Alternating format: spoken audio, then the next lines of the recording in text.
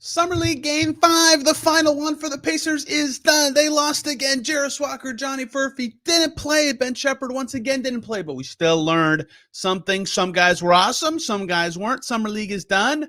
And Chad Buchanan talked on one of the broadcasts. We'll talk about all that today and why it matters on the Locked On Pacers podcast.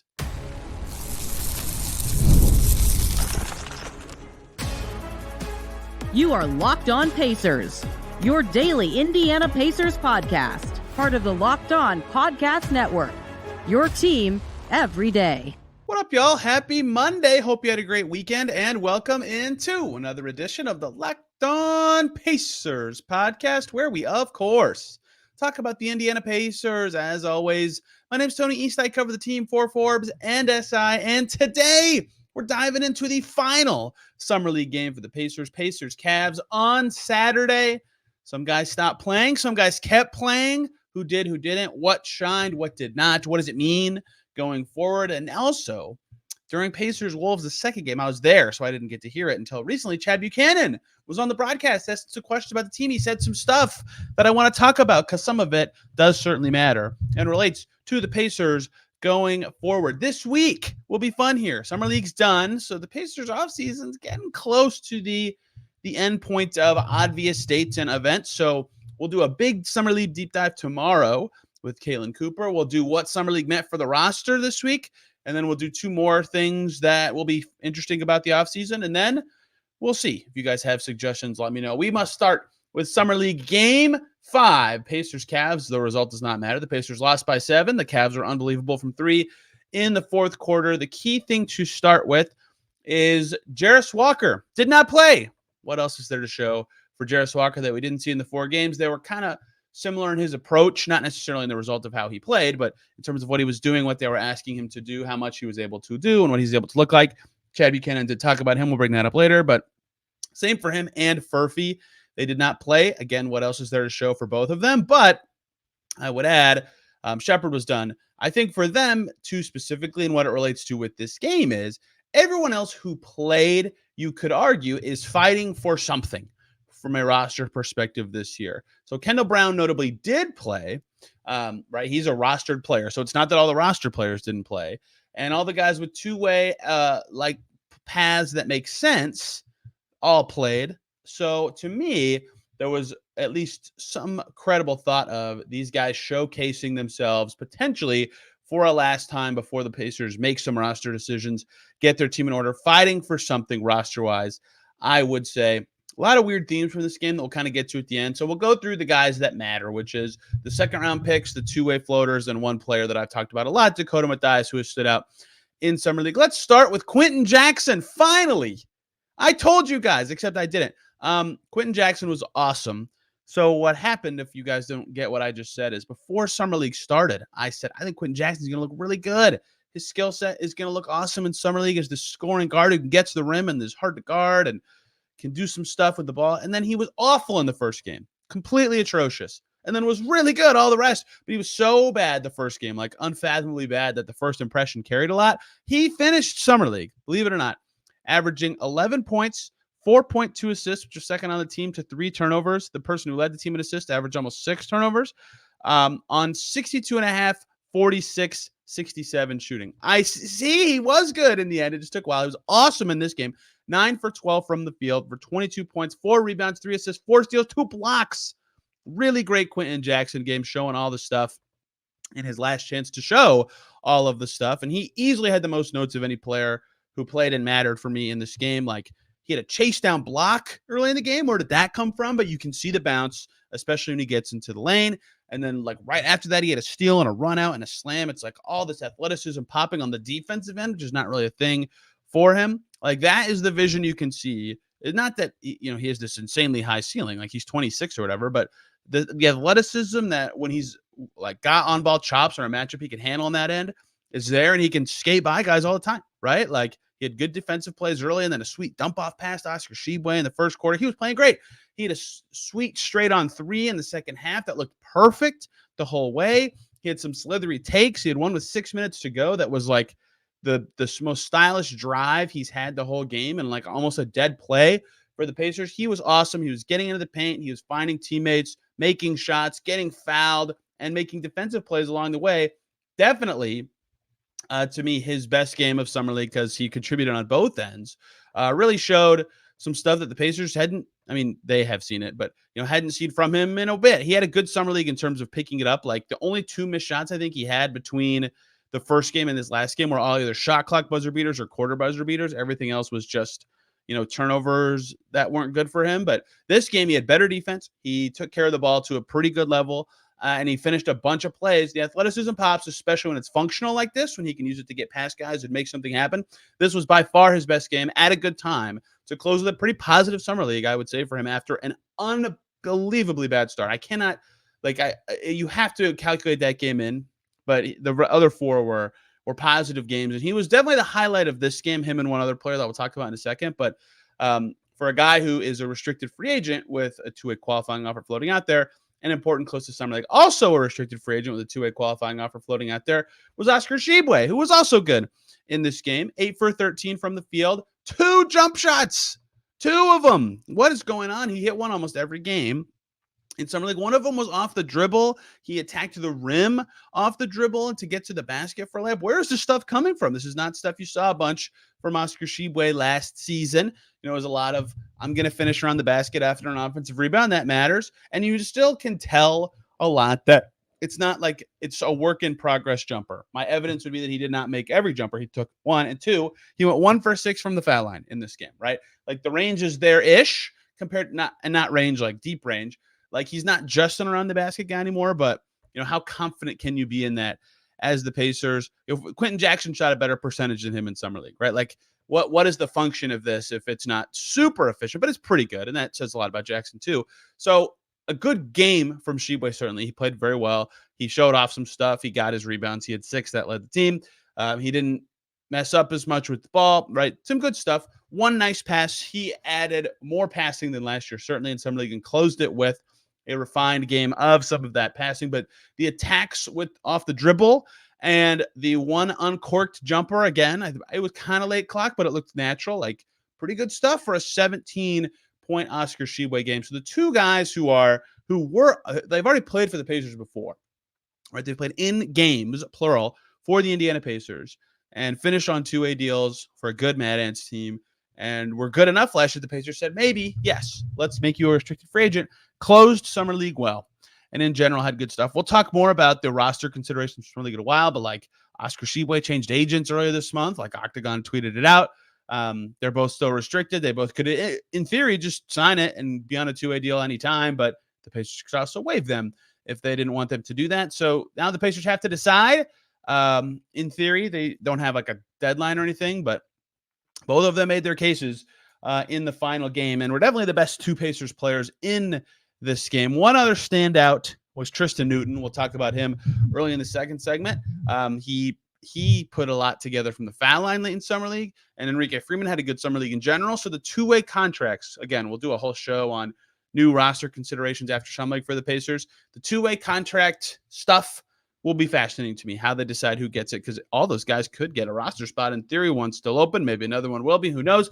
So great. Those 2 close Summer League, great. They're the best 2 players for the Pacers in this game, and that matters for the Pacers who are deciding what to do with those guys and the rest of their team going forward. Let's talk about the second-round picks who did play and the rest of the roster guys that mattered in this second segment from Pacers Cavs. Before we get to that, Kendall Brown, we got to break down his game. We got to talk first, though, about FanDuel. It's the summer. The sports are happening. I love sports. I love them so much. I never wanted to stop. But playoffs are over in the NBA. Summer League's almost over in the NBA. The NHL is done. MLB just did All-Star. WNBA is off for like a month now because the Olympics, we get fewer games. There's fewer things. The Olympics don't start for like a week now. Sports aren't sportsing like we all want them to. But FanDuel lets you keep the sports going whenever you want. All you have to do, open up the app and dream up bets anytime you're in the mood. And this summer, FanDuel is hooking up all customers with a boost or a bonus every single day. There's something for everyone on FanDuel every day, all summer long. So head over to FanDuel.com and start making the most out of your summer, that's on FanDuel, where you can get a daily booster bonus, an official sports betting partner of Major League Baseball. We are back here on Locked On Pacers. Thanks for making us your first listen today and every single day. Your second listen, Locked On Grizzlies or Locked On Heat. Why? They're in the Summer League Finals. Some good stuff going on with those teams and their young players. Scottie Pippen Jr. looks good. That's my vote for Summer League MVP, although I think Jordan Miller might get it from the Clippers. He's been really good. Lots of guys have been pretty good. I think Scottie Pippen's been awesome. The second Scottie Pippen. Let's keep going here on the Pacers' final Summer League game. The last segment, breaking down one of these summer exhibitions, and then tomorrow we'll go in detail with Caitlin Cooper on all the players of consequence from these summer sessions, and then we'll go into what it means for the roster, because this was an evaluation period for a team that still has to figure out what they're doing at the back end. So Tristan Newton was good in this game. He had a very odd summer in that he could not make shots to save his life, and a lot of the other stuff looked pretty good. He finished his summer league, for example, as the Pacers' best free throw attempt guy per game. That matters. Getting drawing fouls matters more than Jarace, who had the ball a lot, but didn't make anything. He shot 20% from the field in summer league. The field, right? That's not good. So he closed strong because of those free throws. He took 10 in this game. The Pacers took 22 as a team. He was almost halfway there by himself. Like, he shot 3 for 9 and had 17 points on 9 shots. No, that's a good way to that was what made Ben Mathurin such an awesome prospect after his rookie year. Is like his floor for efficiency was so high, because even if he had off shooting games, he'd get fouled so much it didn't matter. And so Newton, I mean, you don't expect the 49th pick to be drawing fouls left and right away, but you know, if any shot making actually happens in the pros, which it was better than this at UConn, like he's a good rebounding guard. He had 4 assists, so the Pacers 17 points. Like the framework of why he's appealing was already in place because he was good at UConn, but like this game, the last 2 games, really, he came alive later in Summer League, showed that kind of stuff, and drawing fouls at that level really matters, right? He hasn't finished in the paint very well. That was my first note in this game. He had 2 clunky finishes, but he did dribble around a screen for a beautiful off the dribble 3, which matters, like being able to shoot and pick and roll matters. The shooting's been good. That's great. The attacking and the finishing off of that, especially in an NBA setting with crowds in the paint, has not been very good, but you know, at least he can shoot. At least there's a credible path to shooting. He didn't shoot that good in Summer League, to be clear, but I believe more in the shooting than what he did show. There's a credible path to something there, especially with like his passing among crowded areas was good throughout Summer League. He had 4 assists, like I already said, in this game, and finished with 4.6 assists per game, which was only beaten by Jarace Walker. I might have misspoke earlier talking about Quenton Jackson's now that I say that. But either way, Tristan Newton was a good passer in all of his games. And this was a great game from an efficiency perspective, even though he shot poorly because he lived at the line, which is impressive. Enrique Freeman's notes for me are the same every game. He has these, like, once every 2 minutes, he is like battling with someone taller than him for a rebound. And he's an efficient finisher, except he wasn't in this game. But 3 rebounds, 3 assists, 1 block, 2 for 5 from the field. Didn't show a ton in this game. Maybe his worst game of Summer League, and didn't exceed expectations for the first time. He plays with his head up. This sounds stupid, but he did it 2 possessions in a row, so I noticed it. He would catch on the perimeter and beat his man off the dribble, and a lot of young guys want to just like pound it and turn to the side early to like draw a foul, or like they're not ready for a pass. He got by a guy and was already looking for the pass into the post. He passed into the post both times after blowing by a closeout. I thought that was pretty impressive. I don't know if he'll ever be a passer, but 2 nice passes in consecutive possessions for a 2-way player, picked 50th, who I don't view as a passer. That was good stuff from him, and maybe suggest some sort of high-low passing could be coming his way, like we saw early in Summer League between Jarace Walker and Oscar Tshiebwe. I would say, compared to expectations, Enrique Freeman is my Summer League standout for the Pacers. Lots of guys played better than him, to be clear, but he had consistent, like, never bad games. This was probably his worst game, and so congrats. He gets the gold star for that with the way he closed Summer League. Kendall Brown. Let's talk Kendall Brown. He is the only player who played in this game for the Pacers that has an NBA contract, right? So you expect him to be pretty good. The Cavs had some guys who have played the NBA before. Jalen Tyson, obviously their first-round pick, has an NBA contract. Kendall Brown, 3 for 8, did not make or take a 3. 3 turnovers, 6 points, 3 rebounds, 2 assists, his final stat line in this game, right? The fact that he played it all when the other guys did not says something about the evaluation of him at this point compared to Walker, Furphy, et cetera. And that's like not a shock, but he had a pick and roll with Oscar Tshiebwe. That was cool. Let's see how he looks around the pick and roll. And then he airballed a floater at the elbow. Now that was kind of weird. And then He had a turnover on a crossover, and he was like slashing in a lane. That was not great. So here's what I kind of have come to figure out about Kendall Brown, because he had a beautiful, not long after that, turnover on a crossover. He was in transition, and he got by his man. He was on the left side of the rim, and he just easily had space for this layup where he just skated by everybody. He was way faster than everybody, right? And so all summer league, I have said the thing that stood out in his first game, which was by far his best game, was that he functionally combined attacking the rim, some sort of ball handling, with finishing and a drive, right? And that was huge. And so as summer league developed, I think what you saw is when he can get by his guy and his speed lets him get all the way to the rim with either one rotation or no rotation, that's great. He's really good at that. He can finish those. He sees the space. He attacks the space. He scores. When there's a crowd in the lane already, for whatever reason, bad spacing, the defense was already rotating. They rotated very well to cut him off. Then he really struggles. He gets in the paint and he doesn't really have like a good passing response. That's where some of these turnovers come from. He rushes those finishes. Like, it's really hard for guys like that to keep their dribble and then try to do a different finish, then go to something more athletic or quicker. And I get that because that's worked his whole life, but it did not work in summer league and in this game. So it's all about traffic to me. If he can get past the traffic or find space next to or around the traffic, he's a great, he did show me something in terms of ball handling with athleticism equals finish, but not enough. Not enough other stuff, not enough shooting, not enough defensive force, not enough finishing. So not the summer league he needed, I think, at this stage of his career. Good first game, and then just down the rest of the way, with some good moments mixed in there, right? His second half of the third game was really good. The fourth and fifth game were not at the level he needed. He finishes summer league averaging 9.6 points, 3.2 rebounds, 2.2 assists, 2.4 turnovers, with 41.5% from the field, 20% from three. So probably not a good summer league for his chances of making the team. I will say that since his deal is still fully non-guaranteed till opening night, he probably makes it to training camp anyway, but this was not a helpful time for his chances to make the team. And the defense just wasn't disruptive enough in this game. That was my final note. Like, some other forwards made plays past him. Some of them have NBA talent. Some of them don't. Not a good Kendall Brown game to finish summer league. He needed to be better. We'll talk about that in the roster considerations. Again, what I just mentioned part of it, but I still think he'll be a name to watch heading into training camp, because why not? But I don't think his chances of making the team went up during summer league, to say the least. The last guy we've been talking about in these is Dakota Mathias, who maybe isn't really in the Pacers' orbit. We'll see. I've been bringing him up because, the first game, it was, Sheppard, Walker. I can just read the names. Jarace Walker, Ben Sheppard, Kendall Brown, roster players. Johnny Furphy, 35th pick, roster player.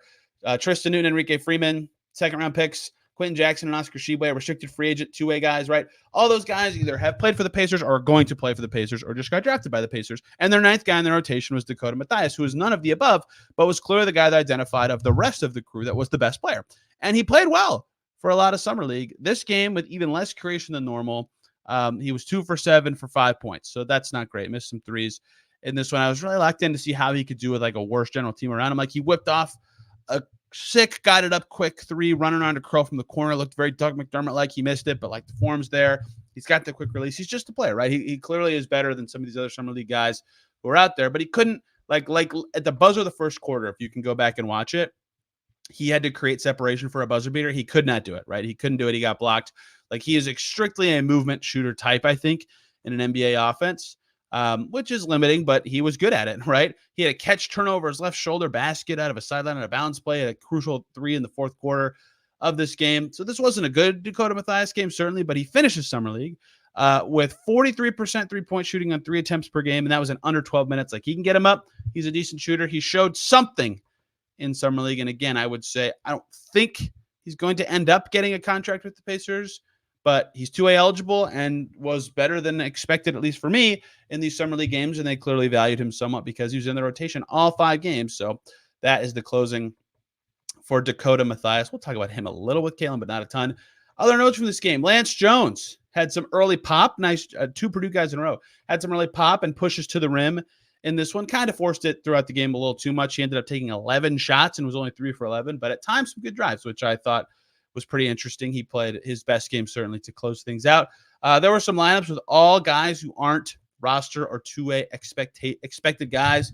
this season. Those did not go well. Those groups were not good enough. They needed to be better or not used to the extent that they were, although it's Summer League you're evaluating. Instead, forcing turnovers was big for the Pacers in this game. That kept them in it. They forced the Cavs into 19. The Pacers only had 13 themselves. That kept the Pacers in it, despite the fact that the Cavs were shooting much better than them from the field, almost 10% better. Cavs made one more shot on 12 fewer attempts because they were more accurate and their three-point shooting lights what won them the game. But the Pacers were in this even with a less talented team than they've had because they were doing better to force those turnovers. There was a play in this game where DJ Burns, if you remember him, the big guy in NC State who still lost a bunch of weight and is still huge, and Oscar Tshiebwe battled for a rebound, and they ran into each other, and they both fell. They both fell to the ground. Epic play, epic rebound. If you felt any disturbance in your life this weekend, it was because of that sequence. I don't know how to say his name. I know how to say his last name is McNeese. His first name I've gotten wrong, I believe, a few times. I think it's Jamuni. He was good. He only played 6.5 minutes of this game. He made all his shots. He had 4 rebounds. He was positive plus minus. Good close to Summer League for him. I don't know much about him, but I was impressed with his poise and patience around the rim, even though that's probably the last time his name will be said on this podcast. Crunch time was goofy. Cavs got hot. That's how the game ended. Such is life. Such is the end of Summer League game analysis here on Locked On Pacers for 2024. But in general, all 5 games lumped together, the key players, we'll break them all down tomorrow with Caitlin, who's better at the basketball part of this, but better than everything than me. And it'll be really fun. We'll get into all the nuts and bolts, what it means going forward. And then we'll finish up Summer League stuff Wednesday before we go back into off-season mode, because today is the 22nd. Andrew Nembhard is officially contract extension eligible. We'll talk more about that later this week. Let's close this up by talking about Chad Buchanan, the Pacers GM, what he said on a broadcast about 3 different, really 4 core Pacers players, their Summer League or their offseason basketball outlooks. Tyrese Haliburton and Andrew Nembhard among that group. Before we talk about what he said and why it matters, we have to talk about eBay Motors. Passion, drive, and patience. The formula for winning championships is also what keeps your ride or die alive. eBay Motors has everything you need to maintain your vehicle and level it up to peak performance: superchargers, roof racks, exhaust kits, LED headlights, and more. Whether you're into speed, power, or style, eBay Motors has you covered. With over 122 million parts for your number one ride or die, you will always find exactly what you're looking for. Plus, with eBay's Guaranteed Fit, your part is guaranteed to fit your ride every time, or you will get your money back, because with eBay Motors, you're burning rubber, not cash. With all the parts you need at the prices you want, it's easy to make your car the MVP and bring home huge wins. So keep your ride or die alive at ebaymotors.com. Eligible items only. Exclusions apply. eBay's Guaranteed Fit is only available to U.S. customers. Back here on Locked On Pacers. Thanks for making us your first listen today and every single day. Your second listen. Locked On Nets, they just signed Quenton Jackson this weekend. Locked On Nuggets, they're going to sign Russell Westbrook. I think that was the big transactions from the weekend. I wish there was something I could talk about Carlik Jones on. South Sudan, Team USA was an epic game Saturday. And Carlik Jones, I watched him play for the Windy City Bulls against the Mad Ants last year. He looked good in that game. He was on a 2-way with the Bulls. He had a triple-double against Team USA and almost hit the game winner. It'd be cool if he made a team. He was awesome showcasing himself in that game. And that's a good segue to international hoops, because these games can be a showcase that matter. Nembhard had a 10-point game for Canada over the weekend against France, too, against a good France team. Haliburton's spot in the rotation might be dwindling, especially with the impending Kevin Durant return. And yet, these games still matter a great deal for both of those players. And Chad Buchanan was on the Summer League broadcast of Pacers Wolves, and had some stuff to say, including, I thought, an interestingly framed question from the broadcast: the organizational value of a player on a team playing for the national team. And you're going to hear not a ton, but some amount of international analysis here on Locked On Pacers. I mean, we already did the previews last week, but it was cool that, like, obviously Paul George got hurt, and that makes everybody cautious and queasy of the Team USA experience in Indiana. Haliburton, of course, is psyched because he gets to play with his favorite player, LeBron James. As a kid, he watches role models play for Team USA. He wants to do it. He gets to do it. Chad Buchanan, though, was asked about, again, what this means for the Pacers as an organization, that Tyrese Haliburton's on Team USA, and Nembhard really with Canada, because that is a 10 NBA player squad, 10 and a half, whatever. Chad said, "I think it's a great opportunity for Tyrese to grow as a player. You're going to be around the best players in the league for the most part on that team every day. We told Tyrese, try to pick up something from every guy," right? That, I think, is where this can be a thing. Like, see how LeBron takes care of his body. See how Steph preps for games. See how Jrue practices his defense. Like all this stuff really matters, even beyond the relationship stuff. And people like eye roll at that, but I talked about it last year. Like Bam Adebayo and Dame, while Dame was, rumored to be traded to the Heat last summer, their relationship got going and really got fostered with Team USA. Like this stuff matters. So of course that matters long term for the Pacers, but that kind of stuff that Chad talked about also does, right? Learning from every player, seeing their habits, what you can emulate, what you can take home to be better. He said, really embrace that opportunity for those guys. And then he added in that, of course, this can be a thing for Andrew Nembhard as well. So with Shea, with Jamal Murray, who played for the first time for Canada over the weekend. So big chance for those guys to learn. I thought that was, of course, noteworthy perspective because it's from the general manager of a basketball team. He also talked about the two 2023 first-rounders, second-year guys who played for the Pacers in Summer League. Ben Sheppard, a little bit. Jarace Walker, a lot of it. We'll start with Sheppard because he was out earlier. He was asked about how much experience matters and how it helps guys get better and better playing in Summer League at that point. And he said, for sure, Ben Sheppard is a great example. He had a very specific role with our team this year, and we drafted him. We didn't expect him to be playing his way into a rotation as fast as he did, but it's a credit to him. He picked up our system, gained the trust of our coaches and teammates by the Eastern Conference Finals. We laugh about it all the time. He was the last name announced during the starting lineups, right? That was obviously because Tyrese was out, but he played well enough to earn that, and he had a good playoffs. He had a good season, right? That's a very good 26th pick already. But as he talked about in this quote, as I asked Ben Sheppard about, as he's kind of acknowledged, is no, like, yeah, he's not going to dominate Summer League. He's not that kind of player. And so what does this mean to him? How do you kind of add to his game and make him look better, make him dominate in a setting he's not meant to? Well, Chad continued. He said, this is the setting for him that maybe he's not going to shine as much because he's a guy who plays off of others. His effort, his attitude, his positive vibe is there every day, whether it's Summer League, training camp, or the playoffs. That's what we love about him. So I bring that quote up to say, one, obviously they understand the same thing that is obvious to you, to me, to everybody who watched him in Summer League. Yeah, he didn't do a great job breaking down defenses off the dribble. No, he's never going to be that guy. Maybe. I don't want to say never. He's probably not ever going to be that guy in the NBA. But this kind of setting for him was, one, about the defensive dominance you saw in the first half of that first game, right? Clearly has that experience, that effort.